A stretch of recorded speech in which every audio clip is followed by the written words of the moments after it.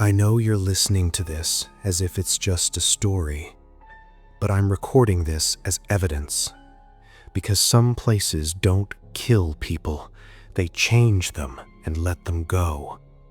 And if I can't finish these words, then assume this: I didn't make it out.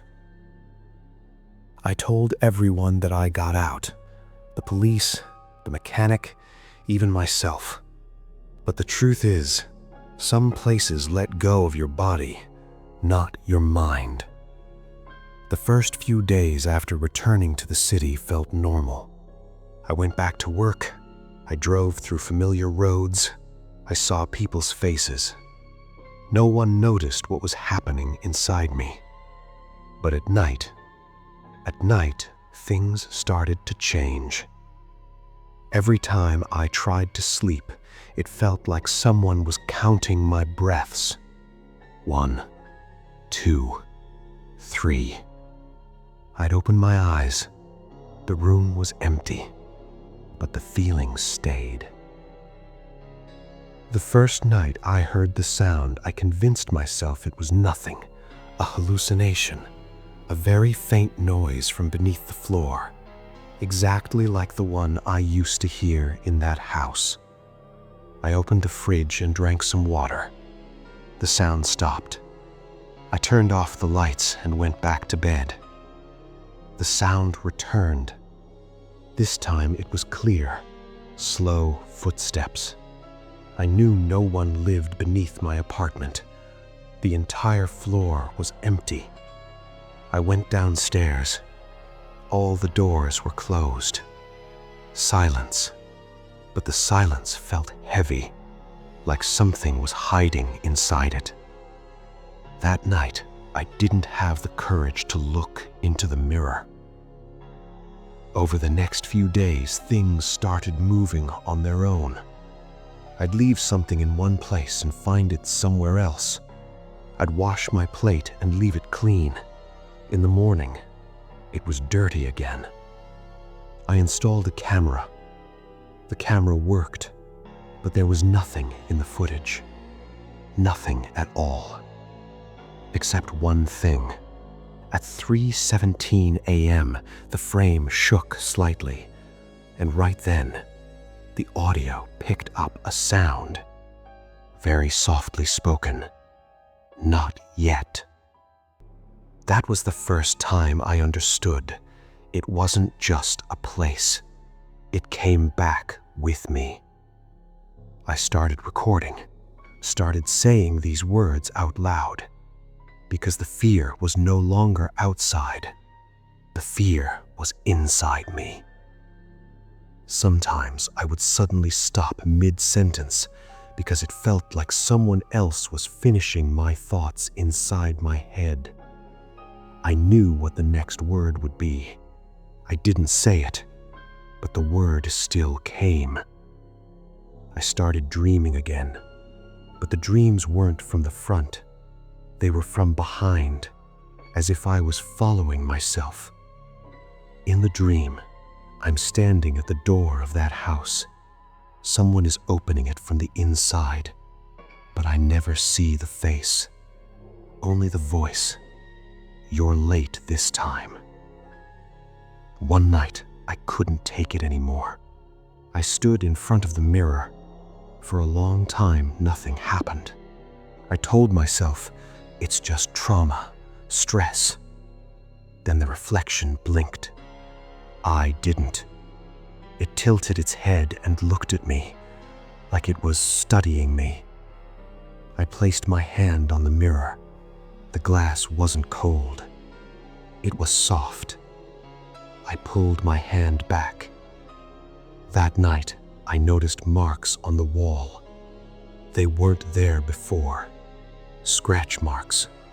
Not one, many. Exactly like the ones I saw in the basement. That's when I realized the counting had started again. Day after day, I grew exhausted, afraid to sleep, afraid not to sleep. Dark circles under my eyes, a heavy noise inside my head. I lost my job. People said I had changed. They were right, because I knew I wasn't fully human anymore. One night, the power went out. The entire building went dark. I sat there, unable to move. Then I heard it, inside my room. Not footsteps. It was the sound of standing still, someone breathing. I whispered, "What do you want?" The answer didn't come through a mouth. It came inside my head. "What you took." That's when I understood. I brought something back. I didn't leave empty-handed. In the morning, I looked into the mirror. Inside my eyes was someone else's exhaustion. Now I'm no longer sure who is saying these words, me or the reflection. If this recording ever stops, if my voice changes, then you'll know I'm gone. I'm just holding the place. I no longer trust daylight, because light has learned how to hide things. In the morning, when I look into the mirror, I'm still there. The face, the eyes, the mouth, everything looks the same. But something feels missing. Like the inside is empty, yet something is sitting inside that emptiness. I don't look at calendars anymore, because even when the dates change, the feeling doesn't. The same day keeps repeating, only I'm getting smaller little by little. While recording, I sometimes stop mid-sentence, because it feels like someone is listening from very close, standing right behind me. One day, I suddenly notice a new mark on my apartment wall. It wasn't there before. Scratch marks. I don't touch them, because I know the moment I do, I'll remember the basement walls, that unfinished number. I forget to eat. Water has no taste. But it's not that I'm not hungry. I realize this isn't hunger of the body, it's hunger of the place. One night, I stand in front of the door for a long time. I want to leave, but before my hand touches the handle, a thought forms inside my head. It's the same out there too. I don't open the door. The next day, I go to the city library. I search through old records, because I start to feel I'm not alone. In old newspapers, I find a small report. From many years ago, a person went missing, left home and never returned. The last place they called from, a highway roadside. Cold spreads through my chest. I find more reports, all the same. Different names, different times, but the same place. Everyone had returned, but after a few days they changed. Then they disappeared. I close the paper, because a sentence becomes clear inside my head. You're not complete yet. That night, I wake up to a sound, this time not from beneath the floor, from inside the room. I open my eyes. I can't move. A shadow stands in the corner. No shape, only presence, as if the darkness there is slightly thicker. I try to speak. No sound comes out. The shadow doesn't move closer. It just stands there, exactly the way I stood that night in front of the mirror. A voice appears inside my head. Just a little more.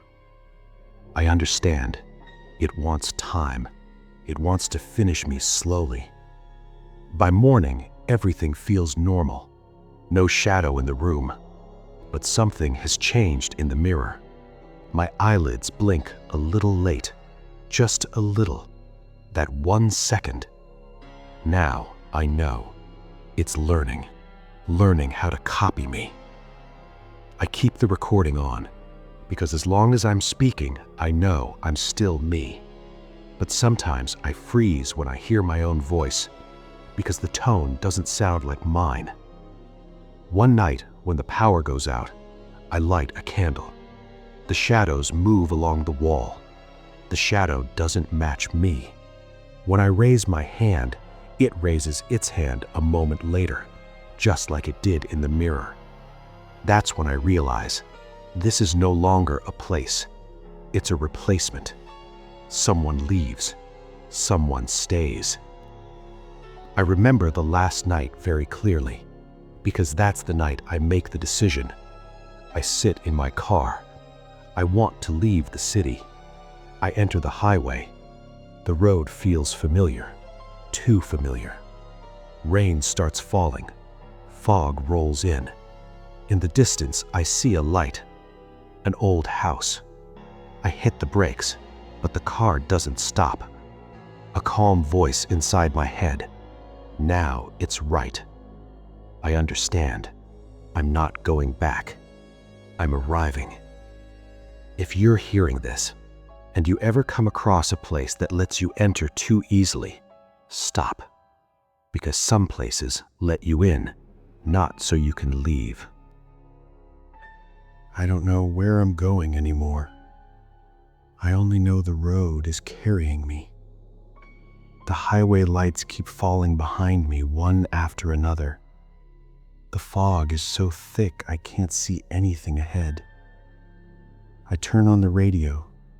No station comes through, just a faint sound, almost like breathing. I grip the steering wheel tightly because it feels like if I let go, someone else will take hold in my place. The memories inside my head are getting scrambled. I can't clearly remember how long I lived in this city, how long ago I left that house. For a moment, it feels like I'm still in that very first night, standing in front of the door, deciding whether to go inside. Suddenly, the car stops. The engine dies. The headlights stay on. I step out. Silence all around. A deep silence, as if sound is forbidden here. I look ahead and see it. The house, exactly the same as before. Old wood, strangely clean walls. No light in the windows, yet it feels like someone inside is awake. I know I shouldn't step closer, but my legs move. With every step, it feels like I'm walking toward myself. I place my hand on the door.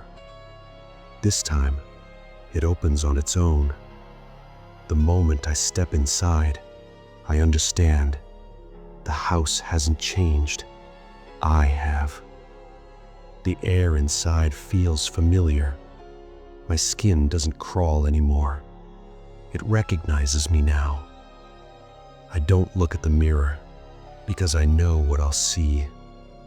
The basement doors open. I go down. Each step feels counted. 1, 2, 3. At the bottom, the wall, the marks, the counting. This time, the number is complete. The last mark isn't broken. I reach out and place my hand on it. The wall isn't cold. It's soft. It feels like the wall is breathing. The voice in my head is very close now. Now you understand. I do. This place doesn't want people. This place wants time. It wants memories. It wants identity. I stand in front of the mirror. This time, the reflection doesn't lag. This time, it moves with me. We both stare. It doesn't speak, but I hear. One has to stay, so another can leave. I close my eyes, because if I keep them open, I don't know who will walk out. I only want to say this.